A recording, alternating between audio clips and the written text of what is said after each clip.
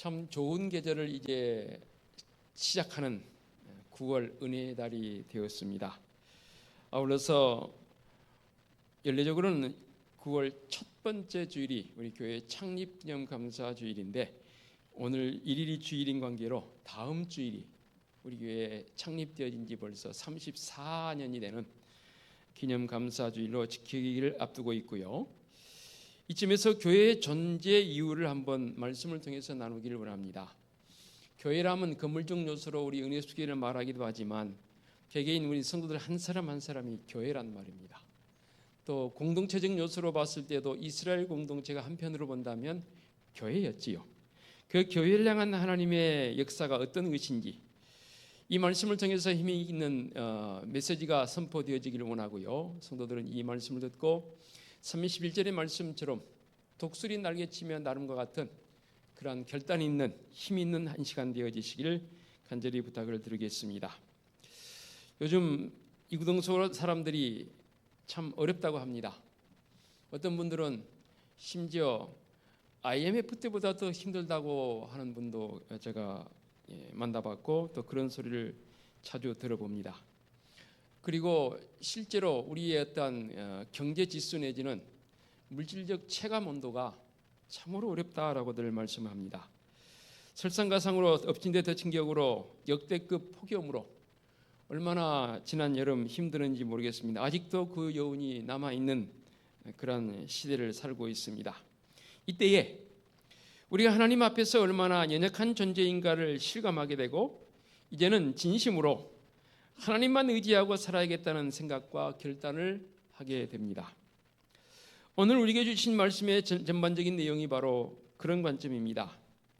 물론 이사야나 예레미야 모두가 다 그 당시 시대적 상으로 봤을 때는 묵시록이었습니다. 예언서였지요. 그러나 지금의 관점에서 봤을 때는 예언적 관점이기보다는 다 이루어진 상황을 수직적 관점에서 위에서 바라본다라고 제가 여러 번 말씀을 드렸습니다. 그런 바라봄의 위치에서 말씀이 해석도 가능하고요. 예언적 관점에서 지금 시대에 속해 있는 처해 있는 백성들의 상황 얼마나 힘든 상황인지 한번 바라볼 수 있는 그러한 시야도 우리에게 띄어 있는 것 아니겠습니까? 바벨론의 포로가 되어져서 모질게 살아가는 참 어렵게 살아가는 백성들의 모습 지금의 물론 묵시적 관점에서 본다면 아직 되어진 일은 아니지만 지금의 수직적 관점에서 보면 이미 되어진 일들인데 그들이 거쳐가는 과정 속에서 근 한 50여 년의 시간의 지금 흐름 속에서 이루어져 가고 있는 내용이 바로 오늘 본문이 되겠습니다. 분명히 예언적 관점에서 이사야 선지자를 통해서 또 예레미야 선지자를 통해서 여러 선지자를 통해서 하나님의 예언의 메시지가 증거되었음에도 불구하고 그 예언적 관점 나라가 멸망해 버린 것에 대한 부분은 이루어졌지만 회복시키시리라는 하나님의 예언의 말씀은 이 백성들에게 미연합니다. 고통이 너무 심합니다. 어찌할지 모르는 이 백성들을 향해서 거듭 말씀드리거니와 이제 시간적으로 봤을 때 포로가 되어지고 나라가 명하고 50년쯤 되었습니다. 남은 시간은 우리가 수익적 관점에서 바라봤을 때 20년 정도 남았습니다. 왜냐하면 포로 생활 70년이니까. 그 과정 속에서 50년쯤 되어지는 과정 속에서 하나님께서 이사야 선지자를 통해서 소망의 메시지를 허락하십니다. 거의 생을 포기해버려야 할 정도로 엄청나게 어려운 과정에 처해 있는 백성들의 모습 어느 곳에서도 희망을 찾아올 수 없고 절망만이 있는 그런 속에서 하나님께서 이사야 선지자를 통해서 주시는 이 예언의 메시지입니다. 좌절하고 체험에 빠진 이스라엘 백성들에게 희망을 전하기 시작했습니다. 용기를 불어넣었습니다. 하나님께서 이루실 미래의 백성들에 대해서 예언하십니다. 창조자 하나님의 무한하신 구원의 능력을 그들에게 이사야 선지자의 입술을 통해서 선포하고 있습니다. 그렇습니다. 오늘 우리에게 주신 말씀 가운데 특별히 28절 31절의 말씀을 통했으면 너무너무 힘이 되어지며 28절 다시 봅니다. 너는 알지 못하였느냐 듣지 못하였느냐 영원하신 여호와 하나님 여호와 땅끝까지 창조하신 이는 피곤하지 않으시며 곤비하지 않으시며 명철이 한이 없으시며 피곤한 자에게는 능력을 주시고 무능한 자에게는 힘을 더하신 하나님 그 하나님 말씀하십니다. 이 선지자를 통해서 이렇게 말씀하십니다. 오직 여호와를 앙망하는 자는 새 힘을 얻으리니 독수리가 날개치며 올라감 같을 것이요라고 말씀하십니다. 우리에게 주신 이 희망의 메시지를 이 시간 이사야 선지자를 통해 주셨지만 오늘 나에게도 우리에게도 주시는 희망의 메시지인 줄로 믿습니다. 그렇다면 이 희망의 메시지를 붙잡고 나가는 성도적 삶은 어떠해야겠습니까? 하나님께서는 우리의 사정을 다 아십니다. 사정이라 하면 기쁨의 모습도 되어지지만 사실은 원통하고 억울하고 힘듦의 모습이 더 우리에게는 우리의 사정으로 하나님께 아뢰바 되지 않습니까? 우리가 기쁜 일이 있을 때 즐거움이 있을 때 하나님 앞에 내 사정을 아뢰미다고 말하진 않잖아요. 고통과 힘듦이 있을 때에 하나님 앞에 때론 내 원통함이 있을 때 하나님 앞에 나의 사정을 아뢰미다라고 우리가 그렇게 기도하지 않습니까? 그런데 하나님께서는 이미 나의 사정과 원통함을 다 알고 계신 분이심을 이사야 선지자를 통해서 말씀하십니다. 오늘 우리에게 주신 말씀 27절 다시 봅니다. 야곱아 어찌하여 네가 말하며 이스라엘아 내가 이르기를 내 길은 여호와께 숨겨졌으며 내 송사는 내 하나님에게서 벗어난다 하느냐. 이 말씀을 이렇게 재해석해 봅니다. 야곱아 네가 어찌하여 불평하며 이스라엘아 네가 어찌하여 불만을 토로하느냐. 어찌하여 주께서는 나의 사정을 모르고 모르시고 하나님께서는 나의 정당한 권리를 지켜주시지 않는다 하느냐라는 메시지입니다. 하나님께서 나의 답답한 사정과 원통함을 전혀 모르시는 분처럼 느껴져서 안타까울 때가 참 많죠. 울며불며 하나님께 통사정을 해도 우리 하나님 아무런 응답도 없으시고 답답할 수밖에 없는 상황에 처할 때도 있지 않습니까? 그러나 하나님은 우리의 중심을 보시는 분이십니다. 나 자신이 모르는 것까지도 알고 계신 분이 하나님이십니다. 하나님께서는 자기 백성을 다 아신다라고 디모데후서 2장 19절의 말씀을 통해서 언급했지 않습니까? 나의 체질을 아시고 내가 단지 머니뿐임을 아실 뿐만 아니라 나의 앉고 일어섬을 아시고 심지어는 어떻다고요? 내 머리털까지도 세신 바 되어지신 분이 바로 하나님이시라 했습니다. 그렇습니다. 우리의 마음과 생각을 다 알고 계신 분이 바로 하나님이십니다. 이사야 선지자는 땅끝까지 창조하신 하나님을 알지 못하냐고 깨우치고 있습니다. 26절에는 너희는 눈을 높이 들어 누가 이 모든 것을 창조했나 보라. 주께서는 수요대로 만상을 이끌어내시고 그들의 모든 이름을 부르시나니 그의 권세가 크고 그의 능력이 강함으로 하나도 빠짐이 없느냐라고 분명히 우리에게 말씀하십니다. 우리 하나님은 아주 광대하신 우주를 창조하셨을 뿐만 아니라 미시의 세계까지도 창조한 분이심을 우리는 고백하고 있습니다.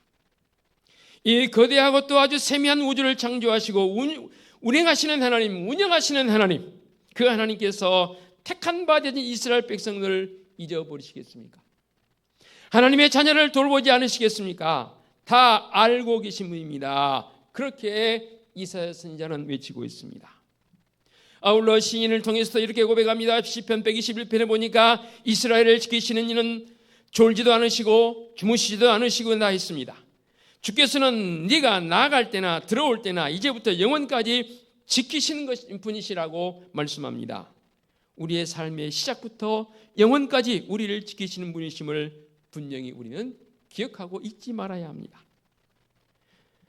우리는 종종 하나님을 잊고 살아갑니다. 나의 분주함을 핑계로 내 생각의 여러 가지를 핑계로 하나님을 잊어버릴 때도 있지요. 그렇지 않나요? 그렇지만 하나님은 1분 1초도 나를 잊지 않고 계신 우리 아버지이십니다. 이렇게 우리를 잠시도 잊지 않으신 하나님을 피곤을 느끼지 않으시며 지칠 줄을 모르시며 그 지혜가 무궁하신 분이라고 선포합니다. 그분의 능력은 한이 없으시고 그분의 지혜는 무한하시며 실수함이나 중도의 포기함도 없으신 분이 바로 우리 아버지 하나님이십니다. 이런 하나님에 대한 신앙을 우리가 가져야 되는 것 아니겠습니까? 절대적 신앙 고백으로 나가야 하는 성도여야 합니다. 더 우리는 연약함을 느끼죠. 여러분 어떨 때 연약함을 느끼십니까? 하나님께서 나를 버리셨다고 생각할 때 연약해지나요? 좀 생뚱맞은 답일지는 몰라도 아닙니다. 우리가 하나님을 믿지 않고 의리하지 않을 때 비로소 그때 연약해지는 겁니다. 그래서 내게 능력 주신 자 안에서 내가 모든 것을 할 수 있다라고 고백하지 않습니까? 내가 내 마음속에 하나님을 모시고 하나님의 임재가 경험되어지고 하나님과 동행하고자 하는 결단이 있을 때 그가 바로 하나님의 능력을 행하는 믿음의 성도가 되는 줄로 믿습니다. 이제 우리는 나의 사정을 잘 알고 계신 우리 창조주 하나님에 대한 믿음을 새롭게 하는 출발점이 되어져야 합니다. 우리 하나님의 능력이 내게로 다가와서 이 땅에 살아가는 동안 여러 가지 걱정된 문제들, 여러 가지 마음속에 노심초사하는 여러 가지 것들을 다 하나님 앞에 다 맡기십시다. 그리고 하나님의 능력을 힘입어서 넉넉히 이겨나갈 수 있는 성도적 삶이 되어져야 합니다. 그 결단이 지금 우리에게 필요합니다. 그러므로 아무것도 염려하지 말고 모든 것을 하나님께 맡기십시다. 내가 원하는 것보다 더 크게, 더 아름답게, 더 선하게 이루어 주실 줄로 믿습니다. 계속해서 이사야 선지자를 통해서 우리에게 하나님이 어떤 분이심을 알게 하십니다. 피곤한 사람에게 힘을 주시며 힘을 잃어버린 사람에게 힘을 주신 분이 바로 하나님이십니다. 능력을 주시는 하나님이십니다. 시인을 통해서 이렇게 고백합니다. 시편 18편 32절 빨리 제가 봉독하겠습니다. 표준 세번역으로 번역을 했더니 훨씬 더 감이 다가오는 은혜가 있어서 제가 표준 세번역으로 바꿨습니다. 하나님께서 나에게 용기를 북돋아 주시며 하나님께서 나의 길을 안전하게 지켜주신다. 하나님께서는 나의 발을 암사슴 발처럼 튼튼하게 만드시고 나를 높은 곳에 안전하게 세워주신다. 하나님께서 나에게 전투 훈련을 시키시나니 나의 팔이 노쇠로 된 강한 활을 당긴다. 주께서 쓰시는 구원의 방패를 나의 손에 들려주셨고 주께서는 오른손으로 나를 강하게 붙들어 주셨습니다. 주께서 이토록 보살펴 주시니 나는 기어이 이기고야 말겠습니다. 내가 발걸음을 당당하게 내딛도록 주께서 힘을 주시고 발을 잘못 디딘 일이 없게 하셨습니다 라고 시인이 고백했습니다. 하나님께서는요 우리 하나님의 창조 사역을 위해서 우리에게 그의 능력과 지혜를 나누어 주셨습니다. 저는 이렇게 표현하고 싶어요. 하나님의 예수 동안 창조 사역으로 끝나버린 것이 아니라 그 창조 사역 속으로 우리를 끌고 들어오셔서 우리에게 대사명을 허락해 주셨지 않습니까? 정복하고 관리하고 이 땅에서 번성하라 했습니다. 이것은 창조 사역 속에 우리를 초대해 주시고 그 창조적 사역 속에서 계속 창조가 유지되어지기를 바라시는 하나님의 역사이십니다. 그 자리로 나를 불러주셨습니다. 지난주에도 말씀드렸지만 모세의 그 삶을 다시 한번 보기를 원합니다. 80세입니다. 좋게 말하면 노익장이고 달리 말하면 참으로 힘을 그다지 발휘하지 못할 나이가 바로 80세입니다. 그런데 하나님께서 그를 부르십니다. 그리고 그와 함께 하십니다. 40년을요. 누구도 따를 수 없는 놀라운 능력이 모세를 통해서 나타나 주십니다. 모세의 능력이 아닙니다. 하나님의 능력. 기도는 어떻고요? 300용사로 수만 명의 미디안 적군을 단번에 물리칩니다. 소년 다윗은 어땠습니까? 그 거인 골리앗을 한 방에 넘어뜨립니다. 그게 그들의 개개인의 능력입니까? 아닙니다. 하나님의 능력입니다. 그러면 모세만, 기드온만, 소년 다윗만 그렇습니까? 오늘을 사는 나는요. 하나님께 붙들림 받아지고 하나님의 창조 사역 속으로 부름 받아진 나, 그런 내가 하나님 앞에 바로 세워져 갈 때 우리의 삶 가운데 삶에 지쳐 피곤한 분이 계십니까? 어찌할 바 몰라하며 발만 동동 구르고 있는 현재적 나의 모습은 아닙니까? 우리 하나님께 능력을 간구하십시다. 오늘 지원성가대의 찬양처럼 은혜를 간구하십시다. 그러면 우리의 삶을 하나님께서 온전한 승리로 이끌어 주신 줄로 믿습니다. 요즘 어때요? 물가는 오르고 안정됐다고는 하지만 경제적 상황은 점점 더 힘들어지고 환경오염은 심해져서 어제도 뉴스 보니까 9월 추석 무렵에서 이후에 어마어마한 태풍이 올 것이라고 합니다. 산산이라는 태풍이 일본 열도를 다 휩쓸고 갔습니다.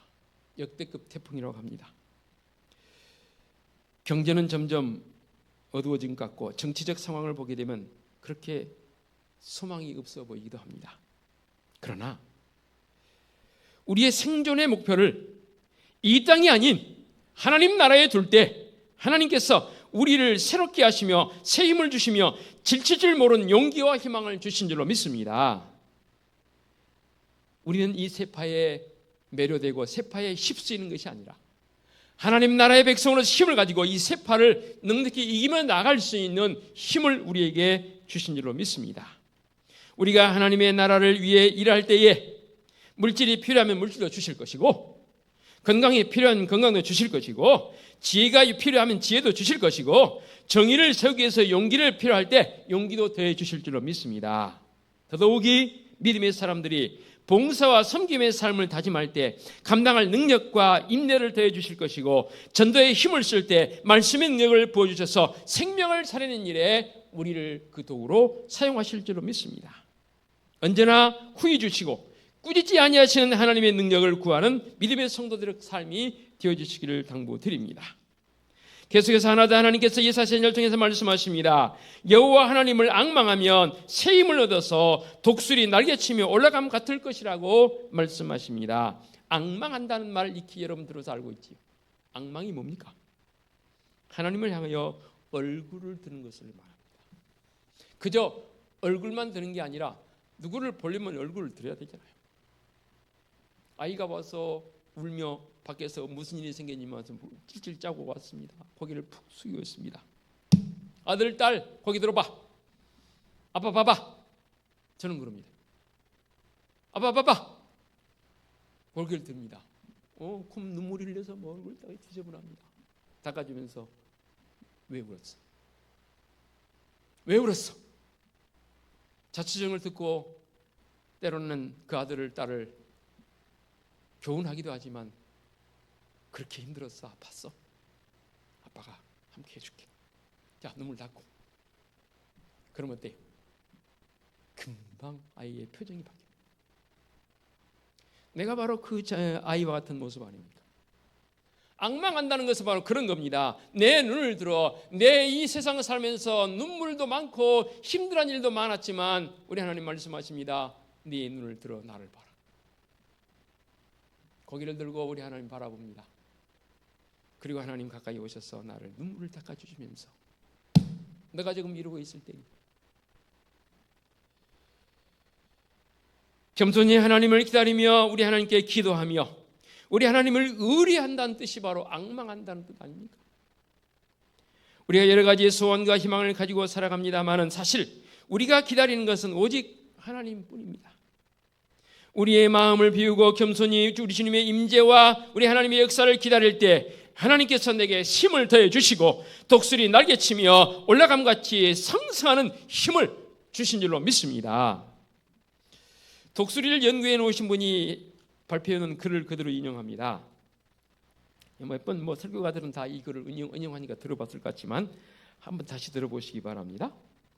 독수리가 높이 날아올 수 있는 것은 자기의 날개짓 통해서 지상에서는 날아오르는 그런 수고가 있어야 되겠지요. 그런데 멀리 날고 또 계속 날기 위해서는 절대적으로 상승 기류를 타야 한다고 합니다. 이건 독수리뿐만 아니라 새들의 특징입니다. 특별히 철새들은 멀리 이동을 하려면 이 상승 기류를 타지 않으면 멀리 날개쳐서 날아갈 수 없다고 합니다. 그러니까 올라가는 수고는 해야 되겠지만 올라가게 되면 상승 기류가 있습니다. 그도 미물인 이 조류들도 상승 기류의 때를 안다고 그래요. 이 상승 기류가 아무 때나 있는 건 아니라고 그래요. 공기적 상황을 제가 잘은 모르지만 그 상승 기류의 때를 기다렸다가 특히 해가 솟아 대지를 덮고 거기에 상승 기류가 생길 때 그때를 노려야 한다고 합니다. 그래서 그 상승 기류를 타고 날면 오래도록 멀리 나를 수 있다고 합니다. 마찬가지로 우리들도 조급해하지 말고 물론 처음에 내 수고와 노력도 있어야 되겠지만 하나님을 앙망하며 우리 하나님께서 부어주시는 새 힘, 이루어 가시는 역사의 힘을 기다리며 그 힘을 따라 이때다 싶을 때 날아올라야 합니다. 그러려면 오늘 제가 목양기도하면서 준비란 단어를 일부러 많이 썼습니다. 준비되어져야 합니다. 준비되어 있지 않으면요, 언제 상승기류가 생기는지, 언제 어떻게 날아야 할지 알지 못합니다. 그렇게 준비되어진 자의 모습, 여기에 지혜가 있습니다. 밀물과 썰물의 때가 있듯이 하나님의 은총에도 때가 있습니다.